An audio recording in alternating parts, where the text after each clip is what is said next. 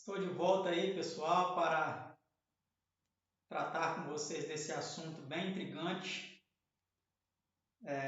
Seria a solução para todo esse problema aí que estamos enfrentando? Uma solução vinda dos alienígenas? Parece um absurdo, mas eu espero que até o fim das considerações a respeito desse assunto, no segundo vídeo. Primeiro, nesse vídeo, nós vamos tratar apenas desta revista aqui super interessante, com essa reportagem, essa matéria, 8 relatos sobre OVNIs, abduções e ETs que você precisa conhecer. Os relatos mais bem documentados de como extraterrestre na Rússia, no Irã, nos Estados Unidos, incluindo o caso Roswell e até no Brasil. É uma matéria de 14 de fevereiro de 2020.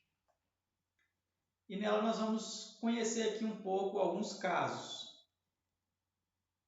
Se vocês não sabem, no jogo Illuminati Nova Ordem Mundial existe uma carta chamada Abdução Alien. Vou colocar aqui do lado para vocês. E tem também uma carta chamada Disco Voador. Vou colocar aqui do outro lado. São cartas que vêm então retratando que nesse jogo eles tratam também da questão alien. Então vamos ler aqui para a gente conhecer um pouco mais a respeito desses 8 relatos sobre OVNIs, abduções e ETs.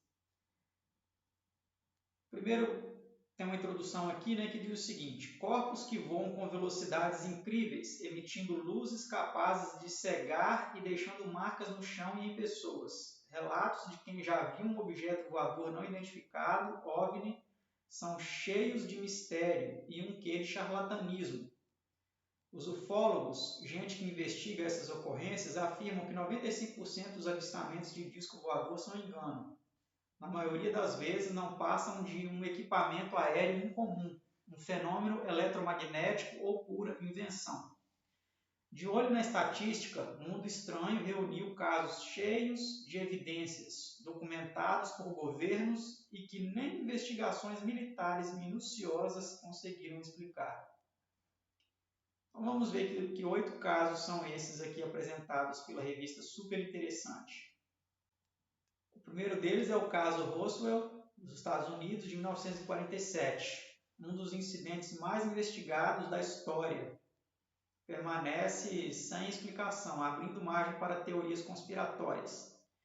O fazendeiro William Mack Brazel era acostumado a encontrar peças de balões meteorológicos em sua propriedade, a cerca de 50 quilômetros de Roswell, sudoeste dos Estados Unidos. Em 1947, descobriu que a imprensa tinha interesse por evidências de alienígenas na região e só então deu atenção a destroços incomuns que apareceram no rancho. O major Jesse Marcel foi até o local resgatar o que havia caído do céu. A notícia se espalhou e o jornal Roswell Daily Record publicou em 8 de julho que a Força Aérea havia capturado um disco voador. Olha a cartinha disco voador aí. No dia seguinte, porém, o jornal se retratou explicando que os destroços eram de um balão meteorológico. Vamos continuar aqui. O incidente ficou esquecido por 30 anos, até uma entrevista de Jesse ao ufólogo Stanton Terry Friedman, em 1978. O major acreditava que os destroços fossem de uma nave alien. Desde então, o caso tem sido investigado por ufólogos que acreditam que o exército dos Estados Unidos tenha encoberto a descoberta de naves tripuladas. Em 1994, o governo se pronunciou. Os destroços de Roswell eram parte de um projeto secreto, Mogul, que usava balões e equipamentos para detectar testes nucleares soviéticos. 3 anos depois, outro relato oficial afirmou que os supostos corpos de alienígenas eram bonecos, também usados em projetos secretos. Em 1997, o coronel Philip Corso revelou no livro The Day After Roswell sua participação em um projeto secreto que investigava destroços de OVNIs. Segundo o autor, as peças encontradas em Roswell foram base para o desenvolvimento de tecnologias como raio laser, fibra ótica, visão noturna, Kevlar e circuito integrado. Em 2011, o FBI divulgou um relatório datado de 1950. São citadas 3 naves de 1 metro de diâmetro, cada uma ocupada por 3 pequenos corpos. Então, olha aí, teve esse relatório, né, onde eles admitiram, então, essas ocorrências. Vamos para outro caso, aqui o caso do Arizona, nos Estados Unidos também, em 1975.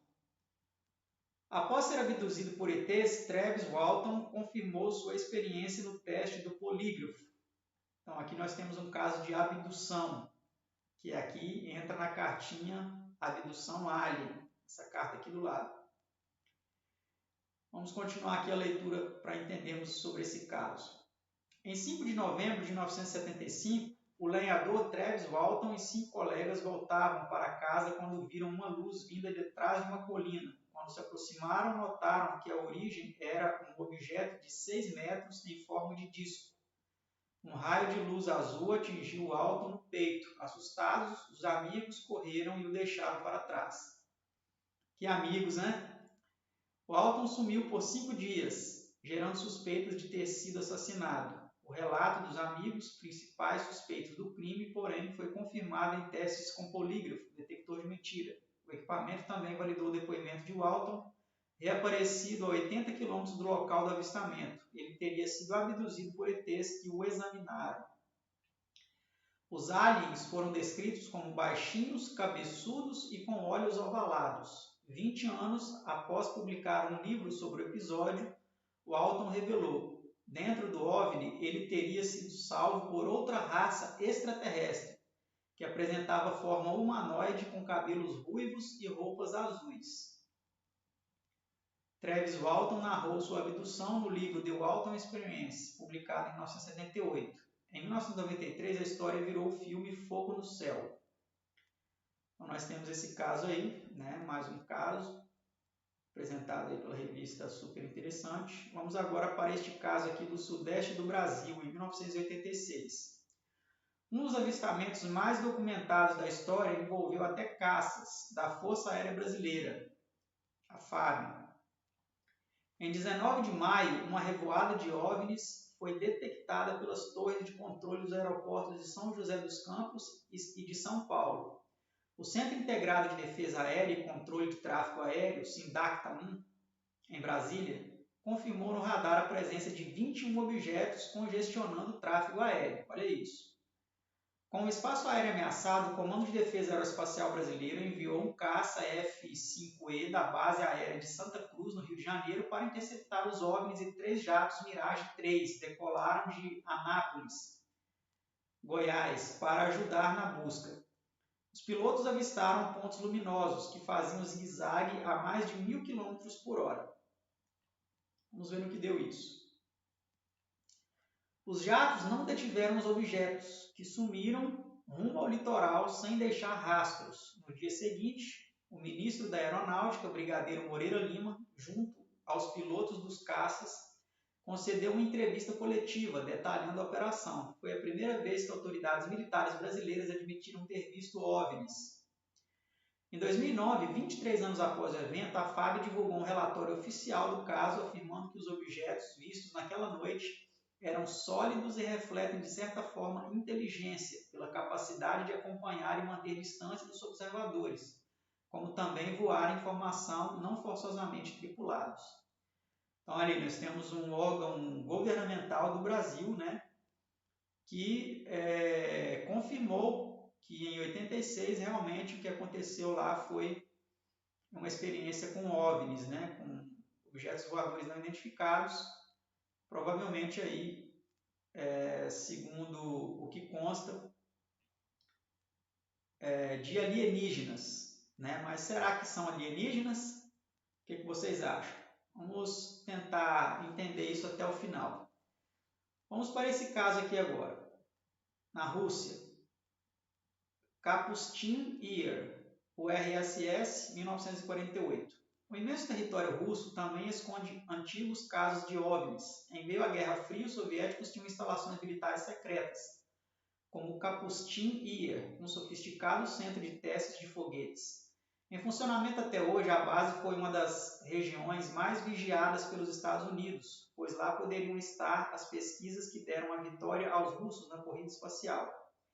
Acredita-se que em Kapustin Ir fizeram engenharia reversa para copiar a tecnologia de naves capturadas de origem norte-americana, alemã e até ET.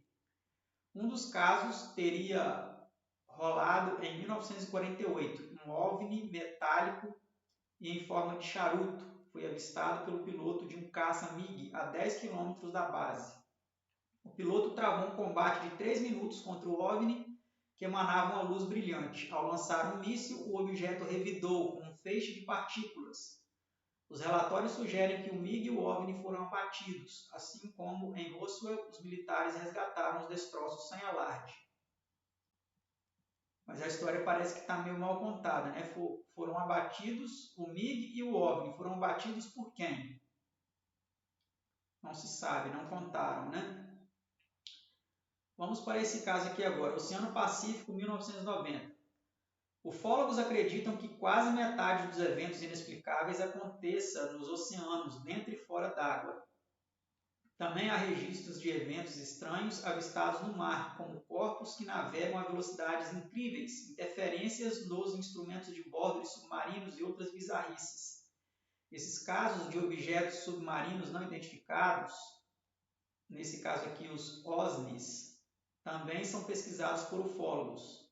Em 1990, tripulantes de um contratorpedeiro russo presenciaram um objeto a 10 metros de comprimento e sem janelas emergir e se afastar devagar, emitindo luzes coloridas. De repente, o OSNI levantou o voo e sumiu. O capitão do navio, Nikolai Petrov, diz ter testemunhado 6 avistamentos desse tipo. Então, olha aí que interessante. Este caso aí foi então documentado em 1990 pelos russos no oceano, no caso. Vamos para agora este caso aqui, Espaço Sideral 1981. Os relatos de astronautas sobre objetos, sons e fenômenos estranhos inundam a literatura ufológica. A nave russa Soyuz T-4, com o comandante Vladimir Kovalenov e o engenheiro de voo Viktor Savinik a bordo, aportou à estação orbital soviética Salyut 6. 2 meses depois, os cosmonautas tiveram contato visual com um OVNI esférico de 8 metros de diâmetro, tripulado por 3 ETs.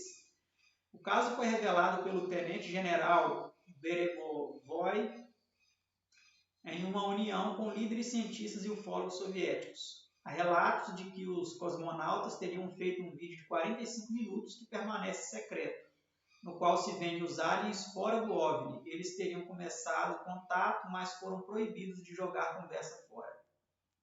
Interessante, né? Parece até piada. Vamos agora para esse caso aqui no Brasil, lá no Pará, em 1977. Esse caso é bem intrigante, acompanhe só. A FAB montou uma operação para investigar estranhos fenômenos relatados pela população amazônica. Entre 1976 e 1978, moradores da região da Ilha de Colares, no Pará, avistaram estranhas luzes no céu. Essas aparições seriam hostis, causando paralisia e queimaduras na pele, após chuparem o sangue das pessoas. O evento causou histeria na população, que buscava até explicações religiosas para o fenômeno. Em 1977, após a imprensa alertar sobre os chupa-chupa, nome popular do fenômeno, a aeronáutica enviou mais de 60 pessoas para investigar e manter a ordem. Durante 4 meses, os militares da Operação Prato testemunharam os mesmos fenômenos relatados pela população. Os documentos liberados pelo governo não são conclusivos, mas atestam as informações que o capitão Uirangê Holanda Lima, líder da operação, revelou em uma entrevista de 1997. Os militares teriam testemunhado naves de vários formatos e tamanhos, algumas com dezenas de metros de diâmetro. Holanda Lima cometeu suicídio 2 meses depois da entrevista. Muito interessante isso aqui, né? E grave. Vamos continuar aqui. Foi a primeira vez que uma força armada brasileira esteve publicamente envolvida na investigação de OVNIs. Os militares documentaram todos os relatos, inclusive deles próprios, em textos, fotos e vídeos. Em 2009, o governo divulgou parte do relatório, mas, segundo ufólogos, milhares de páginas e horas de vídeos ainda estão em sigilo. A ironia é que poucos anos antes foi fechado um órgão da aeronáutica que estaria mais apto a essa apuração. O Sistema de Investigação de Objetos Aéreos Não Identificados, CIOANI, foi criado em 1969, composto de pesquisadores civis e militares. Segundo os ufólogos, o projeto tinha grande rigor em suas investigações, mas foi cancelado em 1972 devido ao ceticismo dos militares. Desde então, o Brasil não teve nenhum órgão oficial para investigar UFOs, mas segue com diretrizes para o registro de qualquer objeto estranho no ar por meio do formulário de tráfego hotel, que todo piloto precisa preencher em caso de avistamento. Então, é esse caso, né, bem intrigante, mais esse caso aí no Brasil, lá no Pará. E agora vamos para esse aqui, de Teherã, no Irã, em 1976. Uma das regiões com mais avistamentos de OVNIs do mundo, reúne casos impressionantes como essa perseguição aérea. Moradores de Teherã alertaram a Força Aérea Iraniana, a FAI, de que um OVNI sobrevoava a cidade. No primeiro momento, os oficiais acreditaram se tratar de Vênus, mas os relatos não paravam de chegar. Ao investigarem o que havia no céu, notaram que o objeto era maior e mais brilhante do que o planeta. Um caça F-4 Phantom foi enviado para interceptar o UFO. O avião decolou da base aérea de Shahrock, a mais de 280 quilômetros da capital. No meio do caminho, apresentou falhas no sistema de comunicação e nos instrumentos de voo. O piloto teve de retornar para a base e, ao se distanciar de Teherã, tudo voltou ao normal. Uma nova perseguição foi feita com outro caça. Dessa vez, o avião conseguiu se aproximar do objeto, voando acima dos 1.200 km por hora. Os radares já detectavam o UFO, mostrando que ele tinha mais de 45 metros de comprimento. Segundo o piloto Jafari, o objeto tinha luzes coloridas que se alinhavam em forma de triângulo. Jafari viu um pequeno objeto sair de dentro do OVNI e se aproximar do caça a toda velocidade. Ameaçado, tentou lançar um míssil, mas o painel de armamentos falhou, prejudicando a comunicação com a base. O piloto fez uma manobra evasiva e o objeto retornou à nave-mãe, que acelerou e sumiu de vista. Além do relatório oficial, o caso foi documentado pela Agência de Inteligência de Defesa dos Estados Unidos, que notificou a Casa Branca e a CIA. Em 1994, um piloto iraniano declarou que o UFO teria subido 10 mil metros de altitude em velocidade de 24 mil km por hora, e o F-4 Phantom chegava no máximo a 2.370 km por hora. Olha aí a gritante diferença, né, de tecnologia. Então, aí são esses casos que são apresentados aqui pela revista Veja, melhor, pela revista Super Interessante. Eu vou fazer mais um vídeo para complementar esse, para não ficar muito longo, mas o fato é que é claramente notório que eventos assim acontecem. O fato é, será que são realmente seres de outros planetas? Ou são, como algumas pessoas acreditam, manifestações demoníacas? Vamos procurar entender um pouco melhor no próximo vídeo, onde vamos complementar este assunto de tentar entender o que esses eventos têm a ver com o cenário que estamos vivendo agora. Será que a ajuda e a solução para essa pandemia e para a crise financeira que ela vai provocar, essa ajuda vai vir de fora? Não percam o próximo vídeo, vocês vão se surpreender com algumas cartas que existem nesse jogo, Illuminati Nova Ordem Mundial, que podem nos indicar alguns indícios nesse sentido. Então, até o próximo vídeo. Tchau!